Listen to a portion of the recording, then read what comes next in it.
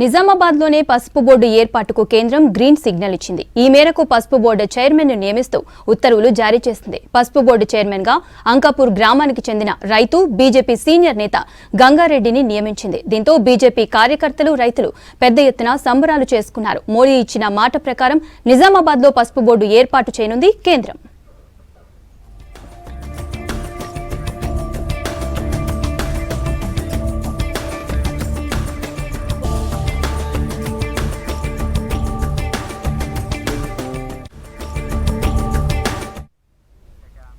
సంక్రాంతి కానుకగా పసుపు రైతులకు కేంద్రం శుభవార్త చెప్పిందన్నారు కేంద్ర మంత్రి కిషన్ రెడ్డి.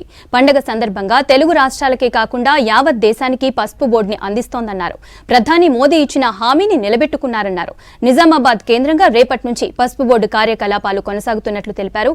ఈ విషయాన్ని కేంద్ర మంత్రి పీయూష్ గోయల్ రేపు అధికారికంగా ప్రకటిస్తారన్నారు.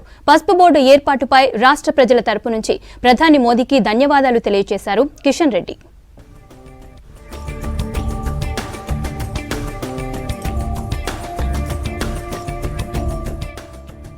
సంక్రాంతి పండగ అంటే సాధారణంగా సొంతూళ్లకు వెళ్లి సంబరాలు చేసుకుంటారన్నారు కేంద్ర మంత్రి. మొదటిసారి ఢిల్లీలో తన అధికార నివాసంలో సంబరాలు ఏర్పాటు చేసినట్లు తెలిపారు. ప్రధాని మోదీ, స్పీకర్ ఓం బిర్లా, బీజేపీ జాతీయ అధ్యక్షుడు జేపీ నడ్డాలతో సంబరాలు చేసుకోవడం ఆనందంగా ఉందన్నారు కిషన్ రెడ్డి. కార్యక్రమంలో పలువురు కేంద్ర మంత్రులు, కవులు, కళాకారులు పాల్గొన్నారు.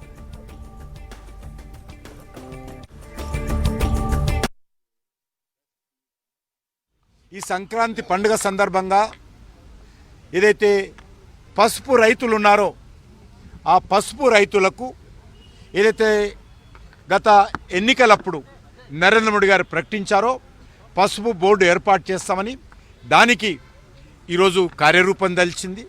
ఈ సంక్రాంతి పండుగ సందర్భంగా పసుపు రైతులకు భారత ప్రభుత్వము రేపటి నుంచి ఆ యొక్క బోర్డు, పసుపు బోర్డు పనిచేసేటువంటి కార్యక్రమం రూపకల్పన పూర్తయింది. దానికి సంబంధించి అన్ని రకాలుగా ఏర్పాట్లు చేస్తూ ఉన్నాం.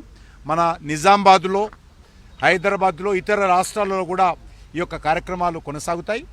రేపు దానికి సంబంధించినటువంటి వివరాలన్నీ కూడా మరి కామర్స్ మినిస్టర్ అయినటువంటి పీయూష్ గోయల్ గారు నరేంద్ర మోడీ గారి ఆదేశాలతో రేపు ఈ యొక్క పసుపు బోర్డుకు సంబంధించినటువంటి మరి పని ప్రారంభించేటువంటి వివరాలన్నీ కూడా రేపు ప్రకటిస్తారు. నేను మరొకసారి తెలంగాణ, మహారాష్ట్ర, మధ్యప్రదేశ్, అదేవిధంగా ఛత్తీస్గఢ్ లాంటి రాష్ట్రాలలో అత్యధికమైనటువంటి పసుపు పండుతుంది. ఆ యొక్క పసుపు రైతుల తరఫున భారతీయ జనతా పార్టీ రాష్ట్ర అధ్యక్షుడుగా, కేంద్ర మంత్రిగా, ప్రధానమంత్రి గారికి మరొకసారి ఈ యొక్క కార్యాచరణ ప్రారంభిస్తున్న సందర్భంగా హృదయపూర్వకమైనటువంటి ధన్యవాదాలు తెలియజేస్తా ఉన్నాను.